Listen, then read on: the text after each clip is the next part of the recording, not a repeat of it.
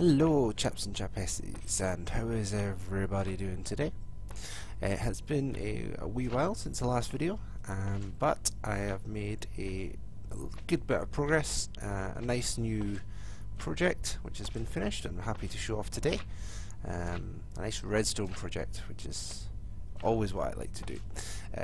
I'll have to apologise for my voice and my nasally voice sound because I've had a pretty bad cold over the last week or so, just starting to get over it now. But recording must happen, so here we are. So what have we got? We have a potion room. It's just in there. Not going to go in there just yet. First of all, want to talk just a little bit about potion rooms themselves. So there's quite a lot of different philosophies when it comes to potion rooms. Some people like to mass produce one type of potion. Some people like to set up lots and lots of brewing stands. I wanted to have it so that I could push a button, get potions that I wanted, push another button, get a different type of potion. So that's the way that I wanted to set up mine. And obviously the good thing about Minecraft is that everybody can customize the stuff to their own desire. So let's start running you through what we've got. So we went with a very birch flavour in here because we hadn't really used much birch wood in anything of our other rooms as yet, and I wanted to save quartz for the furnace room when that happens. So the potion room, here we go. Basically, let's talk you through it. So the first bit, quite simple. We have a button for each of the potions and a chest above in which we can store the potions that we produce. So the night vision, invisibility, fire resistance, instant health, regeneration, strength, and on the other side, speed, poison, weakness, instant damage, and slowness. So that's the 11 potions which are in the game as of the moment. There may be more in the future. If so, I can have to think about extending it, or maybe replacing some of the lesser used potions like weakness and poison and stuff like that. So let's just do the front end thing first, and we'll show you how we make a speed potion. So let's just take out, I've got some speed potions in here just now. We'll take these out, pop them in there, just so we can show you that we're not fooling you or anything. This is actually working. So what we're going to do is we're going to press this button. Moment of truth. We're going to keep an eye over here. So what we have here is we have our collection chest in the middle. We have two lights. One light here which indicates when the water bottles are empty. So if that light's on, then the water bottles need refilled, and if it's off, then we've got enough water, so we're good. Over here we have a brewing light. So when this light is on, it means that the potions are currently being brewed, or that there's been a major error. Sometimes it happens, but in the beginning I had quite a lot of problems trying to get this to work reliably, but we figured out all the kinks, and we've got it all working now. I'll show you the workings of the thing shortly. And on there at the bottom, when that's off, then the system's ready to go, or it's finished brewing. So basically we just keep an eye on this light. As soon as this light goes off, then we go into here, and our potions should be there sitting ready for us. So that's hopefully what's going to happen. I've done lots of testing, as I said, so if it doesn't happen, I'll be a very sad puppy. Very sad indeed. Shouldn't be too long now. It's got to basically brew through the wort, brew through the sugar, brew through the glowstone for the speed potions. So 3 runs until it gets there, but should be done any second now, I think. Dramatic pan over this way until it is finished. Boom. There we go. And here we are. There's our 3 speed potions that we just created. So, working absolutely perfect. So that is basically all you would ever see on the front end of this thing. Not a lot to it on the outskirts of things. Quite a lot to it in the background of things. These two here are just for splashing the potions, so if you have some potions that you want splashed, you just chuck them in there, they get splashed, and that's it done. I didn't want to build the splashes into the actual potions themselves, because some potions you want splashed, some of them you don't, so I decided just to have these here. So I just dumped 3 in. Let's just do these speed potions that we just created just as an example. So you just dump these in here, shift click them in, like so, and then that'll get those splashed with the gunpowder. So that's easy peasy for that as well. So let's get you back behind the scenes. I'm going to quench my thirst with some delicious liquid, and then we'll carry on with the workings of this thing. Okay, delicious liquid has been drank, my throat is ready to go again. There's our splash potions all done, so really easy, and then you just take them out and do whatever you want to do with those. So let's just chuck them back in the chest for now. So behind here is the gubbings of how this all works. So we're going to take it step by step, go through all the bits and pieces. Quite a complicated machine, quite a lot of it timing based, the way I've done it, and the way that it needed to be done. There was no other solution. Believe me, I tried. I looked for lots of solutions on an easy way to do this, but there wasn't one. So let's just take our sugar one for example. Yes, sugar. Yeah, the speed one for example. And we'll show you how it works. First of all, in the back here, I've got the recipes for each of the potions in the way that I want them brewed, and these correspond to the droppers that we have here.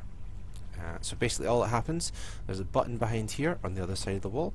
You press the button, it powers this redstone line, and it activates all these dispensers at once. So each of these dispensers spits out their ingredient, boom, boom, boom, like so, and then they're in the water flow. They get taken down into the hopper chain. The hopper chain then takes them all the way down into the dropper elevator, which is something we'll get into shortly. So in our example for the speed potions, which is this one here, wort, sugar and glowstone, in this first one we have the wort. Now this is the first one because it's the closest to the hoppers, so it's the first one we want to go into the hoppers.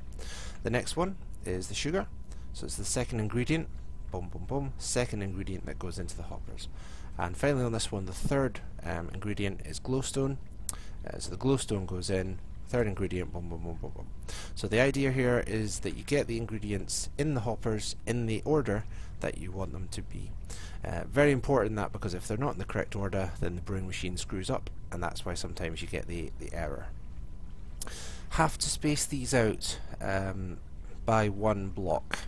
Was not able to compress them right side by side. Reason being for that is that these droppers don't shoot out the items in a straight line. So if logic happened, your item would be right in the middle here. If you look where my cursor is, so from the mouth of the dropper, right in the middle, that's where your item would sit. However, the droppers and the dispensers randomly spit out the item in a sort of angle. So sometimes it'll end up over here, sometimes over here, sometimes over here, sometimes here, sometimes here. It's not right in the middle. So what happens if you have them side by side is that if you have this item and it randomly spits out to, say, here, and you have this one, imagine this is a dropper, and it spits out to here. So you get it confused. The hoppers don't know which one's coming first because they're both arriving pretty much at the same time, and it might muck up the system. So there was no way to get them side by side. They had to be blocks apart in order to give the hoppers the right times to get themselves sorted out. So, quick recap, press button, redstone wire, spit out items from the droppers. These are droppers, not dispensers. Drops them into the water flow takes them in to the hoppers. Tried using ice as well, same problem with ice, made the items go too fast, sometimes they got mixed up in the droppers. So that's that part. So here we come to the dropper elevator. So we need our items to go up there to that hopper chain. So what we do is we use the dropper elevator. Now there's been, and there is quite a lot of designs that people are using for these dropper elevators. I personally have tried out 3 of them before I managed to find this design that actually works 100% of the time. The other designs either mixed up the ingredients as they were coming in, it got ingredients stuck in one of the hoppers somewhere. This is the first one I've found that works really reliably. Really happy the way that it works. So give us 2 seconds, I'll be back and we'll talk through how this one works. Okay, so items come in from the hopper chain, which we have here, and they go into the bottom dropper here. Now these droppers are all facing upwards, so this one drops into this one into this one, etc, etc, etc, all the way up until it reaches that hopper right there at the end. So the starting point of this is the comparator, as usual. So the comparator detects when there's one item in there. It will turn off this redstone torch. This redstone wire will go off, and that will turn, as I just jump around to the other side, that will turn that redstone torch on. So that redstone torch going on will then power that repeater, which powers that dropper, and basically moves the item up like so. Now with this design, however it works, I'm not too sure of the exact workings, but it spits it up twice each time. So for this one pulse that you see here, it will actually go bump, bump, like so up to this one. In the meantime, what will happen is when this is powered, again when there's an item in here, this will come round and this will turn this on. This dispenser going on means that this hopper locks, so it lets no more items through. So when there's one in here, no more can come through. When there's none in here, the next one can come through. We'll try and show you that in operation with the speed potions, just to show you that happening. And the final thing here, and this was on the tutorial that I watched in this particular design to make it 100% reliable, is an extra delay of 2 ticks, again going into this hopper. Not sure why it works, all I know is it does work, so that's good enough for me. Next step is when this pulses, obviously it ticks it up here, so tick tick. This then goes up the redstone torch chain, which we have here, and you can see. So it goes up to this one, along here, fires, tick tick, up to this one, fires, tick tick, and then it's up into the hoppers. And then from there it can go along the hopper chain.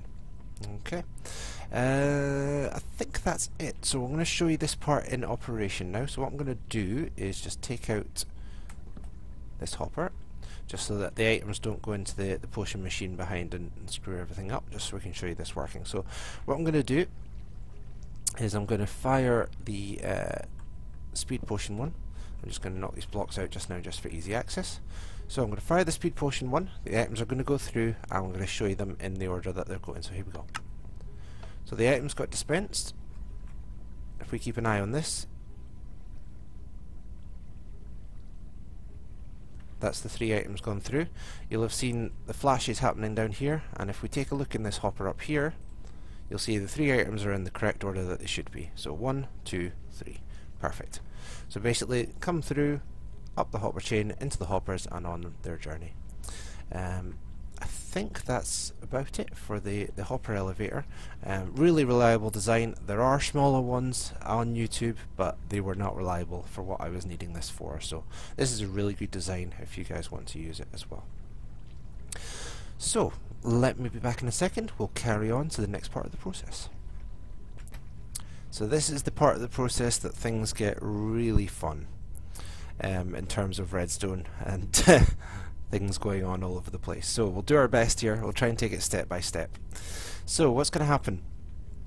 Our ingredients, as you saw before, are in the correct order up until this stage. So they've come out the dispensers, gone through the hoppers, gone up the dropper tower, come back into these hoppers, and they're heading along this hopper chain here. So what's going to happen? The hoppers are all aiming into this hopper here, which you can see is aiming downwards, and these ones are aiming in this way. These ones are all aiming in this way. So this hopper here will feed into this hopper here. This hopper here feeds into our brewing stand. Our brewing stand feeds into this hopper feeds into this chest, which is our supply chest where we collect our potions once they're done. Again, I'm trying to think where to take this. Okay, so the first ingredient is going to come into this hopper here. Now, when there's nothing in the system, and it's a correct ingredient, so one that can actually go into a brewing stand, then this will just go straight through. It will pulse this comparator very quickly for one really small tick, but it will be not enough to move any other redstone. So, too short a time for this to do anything. So it'll tick through, but in it goes. The wort is ready to be supplied with water bottles. Okay. So when the next ingredient comes through, it's going to sit in this hopper. Because the water is in here waiting to do something, it's got no space in here, so the ingredient is going to sit in the first item of the hopper. This hopper will then produce the redstone signal through the comparator. So if we head up here, like so. So the comparator here will power this piece of redstone, which will in turn power this redstone torch off. That redstone torch going off will turn off this repeater and turn off this piece of redstone. Now this piece of redstone is sitting on a piece of cobble next to the hopper which supplies our water bottles. So this chest is above a hopper which goes into the side of the brewing stand. So ingredients from the top, water bottles from the side. When there's an ingredient in here waiting, this will power this and release the water bottles into the system, bop bop bop, so it can start actually brewing our potions for us. So hopefully that bit's fairly easy to understand. While we're here talking about the water bottles, I'll just explain this bit as well. Another comparator on the water bottle chest here.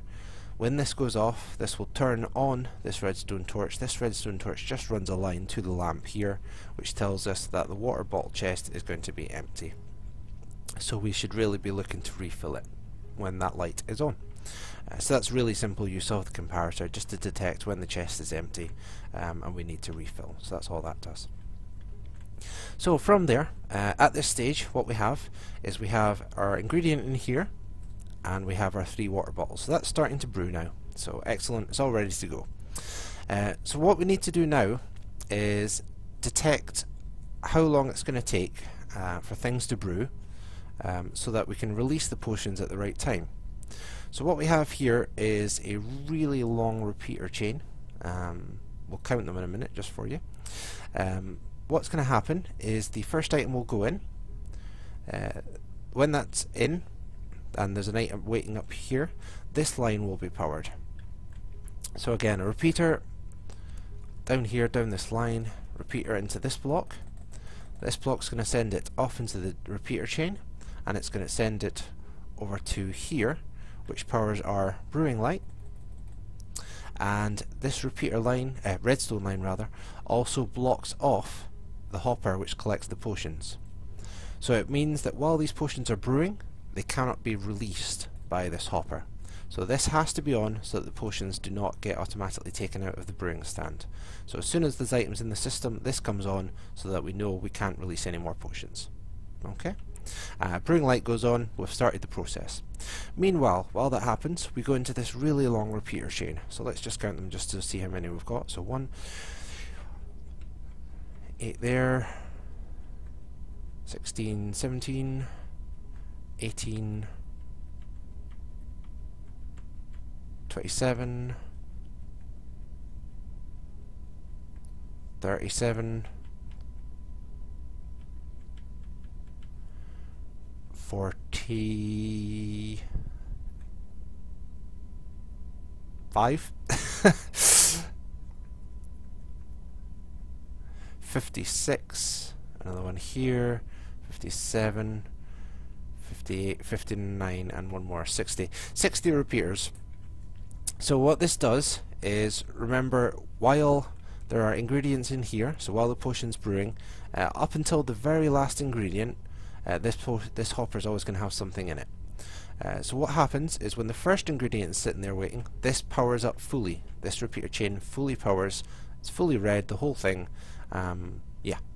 What this will do is this will turn off this redstone torch, which turns off this redstone here, and that turns on this torch here. So it's another separate lock for the bottom of the brewing stand. So this also locks the bottom brewing stand. So when you've got 2 ingredients waiting here, or 1 ingredient waiting here, this line and this line are both locking this bottom hopper, so stopping the potions from coming out while they're being brewed.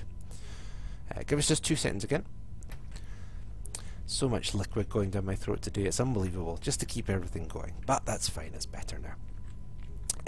Okay, so where were we saying? So at this stage, when there's ingredients in here, there's 2 locks on this bottom hopper. So bop and bop. Okay. Now, we're at the stage when the last ingredient comes out of here, this hopper is now going to be empty, right? What that means is that this line is now going to go off. So this line, which was locking the hopper before, is now off.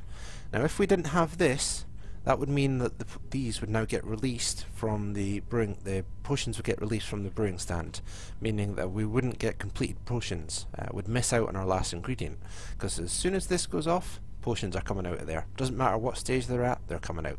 So we wouldn't get complete potions. So that's why we have this big delay. This big delay gives enough time for the final ingredient to brew into the potion and the potions be ready for consumption. If we didn't have this big delay, there would not be enough time for the potions to finish brewing and get completed potions. They would come out too early. So that's why this delay is important. Now at one stage in the Minecraft, in the pre-releases for 1.5, they actually had it so that you could use a comparator on this thing and detect when there was an ingredient in the brewing stand and when there wasn't. That was classified as a bug by Mojang, so they fixed it. So there's no way to automatically detect using comparators when potions are finished brewing, hence why we had to use this massive delay. Very annoying, one of these things that you wish they hadn't changed, but they did, so this was the workaround that I came up with for it. So yeah, there we go. So that's basically it. Your potions are now brewed. This will turn off. This will turn off, because remember this is on while it's being brewed, so this will turn off. That will release this line. This line's already been released, so everything's all good, it's all finished. You can now dump your potions in the chest. So that's it. Let's show you all working in one fell swoop, again using our speed potions, just so you can see that it's all working in a oneer. So here we go. So items are dispensed, they're going into the hoppers. Flash, there's one item. Flash, there's 2 items. Flash, there's 3 items. So that's all 3 items gone up the dropper tower into the top hoppers. We'll head over here. We'll look. There you go. You see our potions are now being filled at water bottles. Now the wort. In the top, we've got ingredients waiting. So this line is now powered, locking that. This is now going through the long repeater chain. Once that gets fully locked, which will happen any moment, you'll see this turn off and this turn on. So it's a second lock on the bottom. And there we go. Right, so it's now locked twice. So it's once at the top because we've still got an ingredient, and once from there because we've got the delay. So as soon as this ingredient comes out,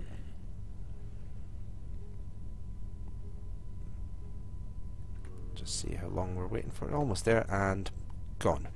That's turned off that lock. So now we've only got one lock, which is the delay lock. So this delay here is working through while this final item is still brewing.